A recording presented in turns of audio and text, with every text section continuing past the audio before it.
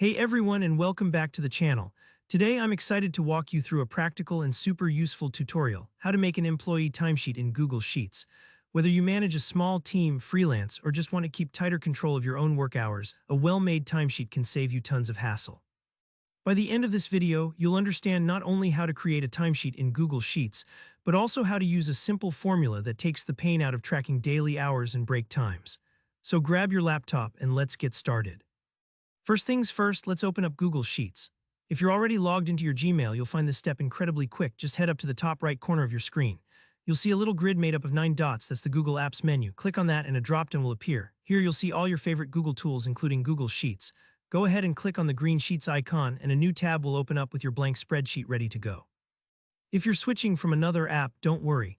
The location of those 9 dots never changes, so you can always find your way back. To save us a little time today, I've already entered some sample data into the spreadsheet. You can think of it like the digital version of filling in an employee's hours on a paper form.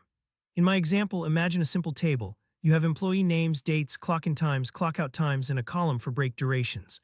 Setting up your sheet like this makes it really easy to organize and track hours for each person. Now let's talk about the real magic behind automating your timesheet, the formula. In the hours worked column, maybe in column F or wherever you like, we're going to use this formula. Equals time value D2, time value C2, 24E2. Let's break down what's happening here so you know exactly how it works and can troubleshoot if needed.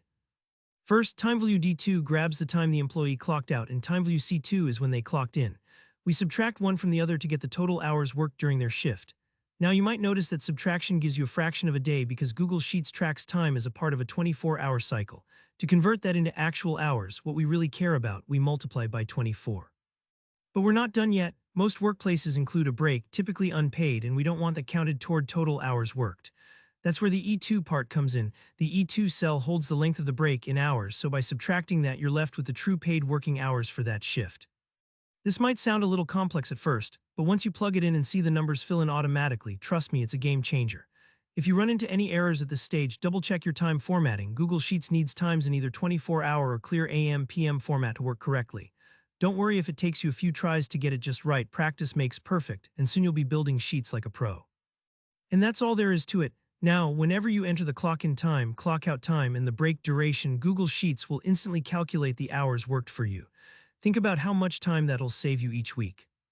Thanks so much for watching. If you found this tutorial helpful, please give it a thumbs up. That really helps the channel out. If you have any questions or if you'd like to see more Google Sheets tips and tricks, drop a comment below. I read every single one. And don't forget to subscribe for more easy-to-follow tutorials just like this. Catch you in the next one.